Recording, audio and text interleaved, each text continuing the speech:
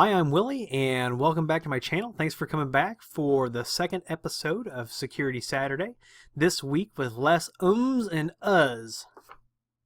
Okay, what we're going to talk about tonight is I've selected a few links from the last week, or a few stories that I think you may find interesting as far as security goes. We're going to talk about a piece of software that I use. And then we're also going to talk about, what do I have here? Manual WordPress auditing, just a little bit of that. And then we'll talk about our management, our security management practice kind of at the end. So let's get to this. The first thing, and I know some people like the register. I like the register because I used to read BOFH all the time. Some people say that the site's trash, but I will tell you that this story, if you Google it, or as you'll see what we're going to do in a minute, there are other places that are reporting this. You can go out, you can see the search warrant. So this is not just some propaganda created by the register. And it talks about a search warrant that's been issued to Google, and it basically encapsulates like an entire town. Now, this is huge. Now, as far as I know at this point, Google has not responded. But if they do, in my opinion, this is far, far overreaching. If Google is going to start giving gratis access to that type of information, it may be time to start comparing it to other search engines and see how they fare, and see if when you search for certain things, you may not be doing anything wrong, but who knows, you may search for rope and then something happens down the street from you and they search, there's a warrant served for rope. Who searched for rope in this town? And because somebody was found tied up and gagged, and all of a sudden now you are being questioned because you searched for rope. How stupid is that? I mean, they cast this wide net, apparently, and maybe I'm overreacting to this. Maybe I'm not. I like to encrypt my information. I'm not doing anything wrong, but there are certain people that don't really need to know what you're doing. So it's really none of their business. So, if you read this and we find out that Google handed over an entire, this huge net, just this very vague set of information. If you've never used DuckDuckGo, it is a search engine that doesn't track you, and you can go to duckduckgo.com.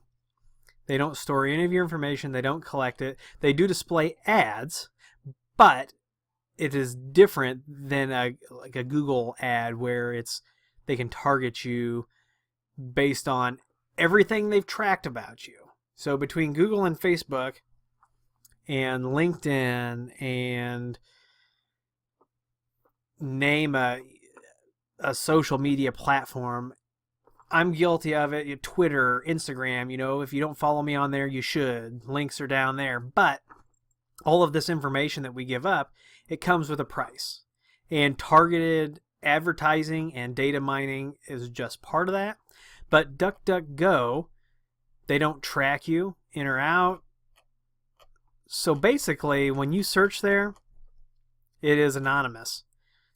Now that is today. Who knows what's going to happen if the government starts leaning on DuckDuckGo, or other governments start leaning on DuckDuckGo. How much pressure can a company withhold? Government's deep pockets, So for now, if you don't want your stuff out on Google, I do use Google. I don't search for anything that if it ended up on the front page, I wouldn't defend or that I would be ashamed of. So I do IT research, security research. We test all kinds of stuff. My search history, who knows what's in it? I can't even guess at this point. But I do occasionally delete it. But I'm going to add DuckDuckGo to the repository of tools and start using it and see how I think it fares. I know the popularity of DuckDuckGo has blown up. I saw this last year and I started looking at the numbers, and we'll see where it goes. I'll put a link to DuckDuckGo down there. So I'll also have a link to this Register story about this. The next thing that I want to talk about is, and this is not getting political. None of this is meant to be political. I'm trying to stay very in the center and just think like a rational person about some of these issues. So it's my opinion that no matter who you are, that there are certain people, I mean, it's none of anybody's business what you're searching for. And that's where I'm at. All right, second article that we're looking at is the U.S. Army now has a 3D printed grenade launcher, and they call it Rambo. So the initialism or the acronym is Rambo. Most of the pieces are 3D printed, and I believe even the grenades are 3D printed. So yeah, so the 3D printed training grenade. This could change warfare manufacturing, training manufacturing in a huge way. So I'm going to put a link to this, and if you read it, put your thoughts down there. If you're not in the States and your country is doing something similar to this, throw it out there. I'd be interested in it. I think 3D printing can help us help each other. So I know that's a very vague thing for me to say, but the reason that I bought my 3D printer is because I wanted to print assistive devices for people that have mobility or special needs issues. So just part of what, helping each other. We're all in this big rock together. We might as well get along, right? So the next one, I know I said this is not going to be political, but you can't help when you look at the title of this article. It's the political is written all over it. I'm not going to go there, but what I do want to talk about is what could be sneaking through. Now, when I saw this, that was on the 10th, and today is the 18th. I don't know if this made it through or not, so we'll have to look. If somebody knows, put it down. I don't know. But what this is going to do is, if this bill, H.R. 1313, so it was approved by a House committee, and you can see who supported it, who opposed it. But what it's going to do is it's going to allow employers to get DNA genetic testing of employees as part of wellness initiations. I don't think I really have to talk about this. I'm fortunate that the company that I work for, they're fantastic. They respect us as people, as employees. They actually want to see us get healthier. It is, it's proven that when people are healthy, healthcare costs are lower. And if you can get enough people, even, you've got some people that don't want to get healthy. If you have enough healthy people, it can still offset the cost of some of those unhealthy people. I'm getting back on the wagon. I was down to like 185 pounds. I got sick last year. Thankfully, my wife got me to the hospital in time. And I've gained some weight back. I'm not going to lie. You guys probably noticed a little bit of this going on in the videos right here. Some of the other videos, I was a little thinner. I was down to that 185. So I've got some bad habits, but I'm trying to get back on the wagon, get healthy again, and my employer is encouraging that, and they have programs and incentives set up to do that, and I'm very thankful for that. But what this will allow employers to do, who knows how they're going to use this information. So I don't know. One thing I would hate to see is if you get genetic testing and it shows that, hey, you could develop this disease, in this age range. Could it get discriminatory? That would be a real bad deal. Real bad deal. So I'll put a link to this. Let me know what you think about it. I do not agree with this, no matter who sponsored it. If you want to volunteer genetic testing because you want to know things, that's fine. But we should never be made to unless you're in the United States. So let me correct that. I believe if you're a felon, you have to go into a database CODIS or something like that. If that's not right, put it down there. But I thought that was my understanding. In that case, I guess I understand it. And if you volunteer it, you've obviously signed away that right. But to enforce people for an employer, I don't know. It's just like, I'm a former smoker. I don't hate smokers. If someone's smoking, I take my family and we move around that person, and I'm not around that person. If you want to smoke, smoke. If you want to drink, drink. That's you. You're doing, you're making your choices. I cannot make those choices for you. This has, I believe, far-reaching impacts, and it has to do with security. It really does. If you think about this, who has data breaches all the time? You hear stories, you hear horror stories about government agencies leaving laptops in cabs. Can you imagine if they had all this information on a laptop, a thumb drive, a hard drive? I mean, we have laboratories that have nuclear secrets on hard drives that go missing. All right. I don't want my genetic information out there. I don't want my fingerprints out there. I have certain government licenses. I've paid to get my constitutionally guaranteed rights back. And for some of them, fingerprints were optional. I didn't submit fingerprints, but the FBI or whoever does, I know I've been through an FBI background check. I'm sure they still have my prints on file. So anyway, that's a rant off there. Tried to stay as middle of the aisle as possible. But I will put a link to that. I'd like to know what you think about that. The next article that I would like to talk about is over at Network World. And I don't know if, when I read the article originally, they didn't have this paywall. And I don't know if it's because I'm using ad blockers or what. You can probably Google search this and get it. The story talks about the huge leap in ransomware from 2015 to 2016. And you can see it. In 2015, there were approximately 3.8 million ransomware attacks.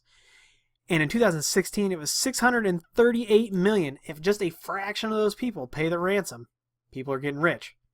And it's all done through Bitcoin, so it's virtually intraceable.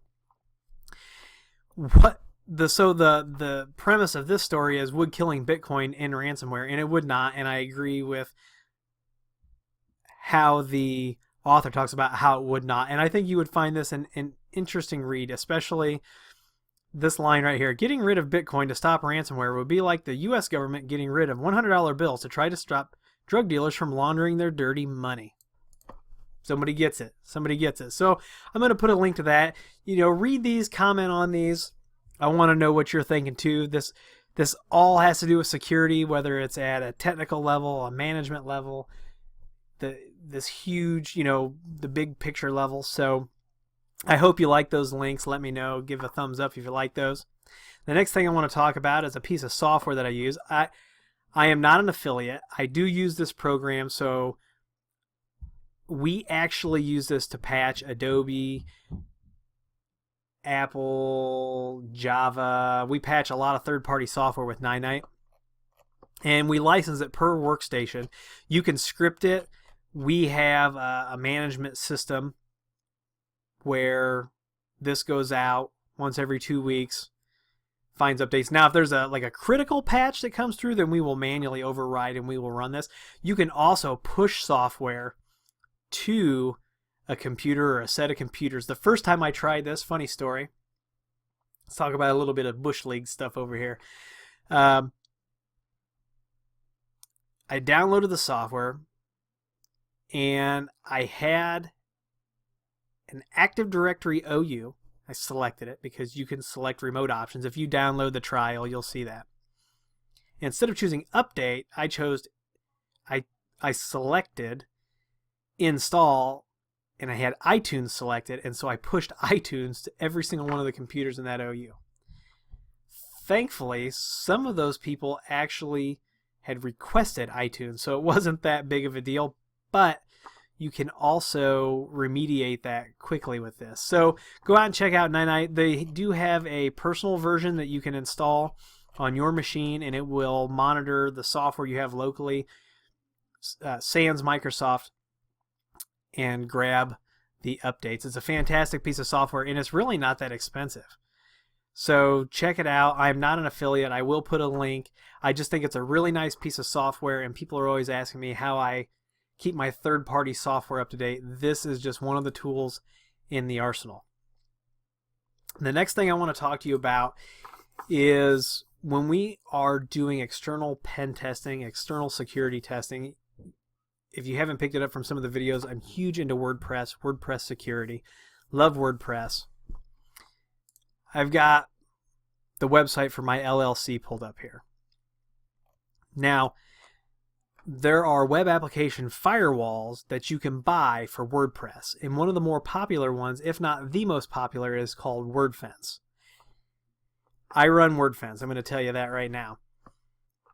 If I start knocking on this site and causing a bunch of noise, I'm going to start getting emails. My email is going to blow up that I've tried to enter, incorrect usernames and passwords. There's going to be all kinds of log files. I could get the IP address that I'm scanning from blocked.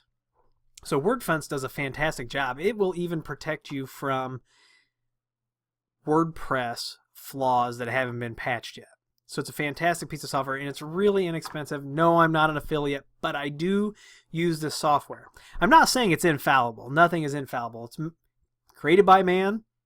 There's always someone better than you out there, so somebody could exploit it, but I will roll the dice with Wordfence 10 out of 10 times. So when I'm doing an audit of someone's website, the first thing I don't do is I don't launch an automated scan. I don't do it. I poke around a little bit, and there's a few ways to do that. You can go to the site, and you can go to page source. Now, if you view the page source for a WordPress site, you can see what some of the plugins are. So you can see the site is optimized with the Yoast SEO, search engine optimization plugin. And you can look through the source code and see kind of what's going on. And you do have to read, which is not a bad thing. So you can see for the Spectre Crypt, we have the Simple Download Monitor plugin running. What else? Of course, Jetpack is running. But if you can't find, I know somewhere in here, let's just see if we can do a Control F.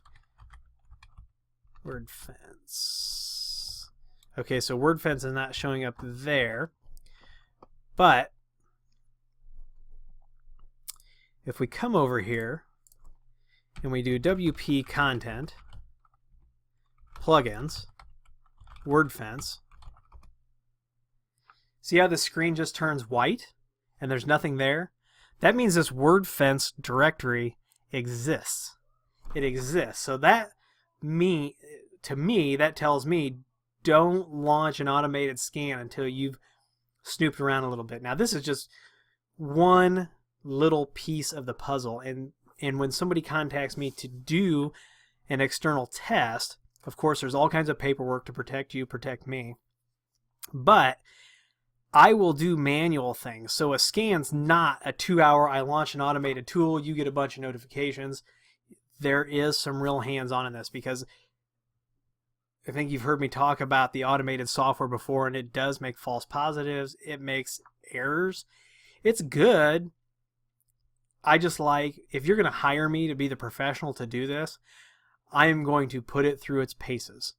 So when I run into Wordfence, the first thing I don't do is make a bunch of noise at all. I take a completely different approach to this. So this is my site, and you can see Wordfence is there. And if you're looking for sites that run WordPress, if you don't know how to search Google, I recommend you spend some time brushing up on your Google foo. Tim will occasionally contact me. Other people contact me because I'm really good at the Google machine. So right here, all I did was I did an in-URL :/WP-content. And what this is going to do is anything that's out there that has been indexed by Google that has this, you're going to see it. So you can see, some of these sites that are out there. Now here's a site, and I'm going to blank it out so you can't see it. But when I go to that Wordfence directory, I get an error. So the requested URL was not found. So there's something going on here. I don't know. It could be Wordfence is not installed. This is definitely a WordPress installation because when we go to plugins, we get this white screen. So this is the MO, if the software is running. Now, what I'm used to seeing when I go to Wordfence is I'm used to seeing the white screen. This is internal server error. So is the plugin there, and there is something funny going on? Is it misconfigured? Am I stepping into a trap? I don't know. So I'm blanking this out because I don't want you to see the site, because this is just a random WordPress site that I picked. So, and I'm not doing anything malicious. I'm just looking. So if I was browsing the site, this is pretty much the same as browsing the site, except I'm doing these specific things. So that's it for the WordPress. The last thing I want to talk to you about is logging. And you can log from WordPress. You can log from your Apache server. You should be logging. If you're not logging, start logging. Get a dedicated virtual machine or storage or something where you can throw log files. Log files are your friends. They may look like a bunch of noise, and sometimes they are. Sometimes there is just a lot of noise and there's nothing there, but if things go south, log files can be your friends. I am going to do some log server setup videos, so that will be coming. I have a lot of videos in queue. The VPN videos are fantastic. They're awesome. People have sent me gear. I appreciate that. People have donated via PayPal. I appreciate that too. Those links are down there. So we are going to continue VPNs next week, but the next configuration video I'm going to do something that some people have been asking for it, and you can do it on the Unify switch, and you can do it on the Edge switch, and it'll pull in another tool that we've already used. I know the anticipation is killing you. I'm not going to tell you what it is. You'll have to wait and see for the next technical configuration video, which should drop Monday night. You'll have to see. So then we'll get back to the VPNs and we'll start mixing some other things in. We will get back to pfSense. We'll get back to MikroTik. So if you like this video, which I really enjoy making this video, if you like it, please give me a thumbs up. Please subscribe. Please comment. Please share. And we'll see you at the next video.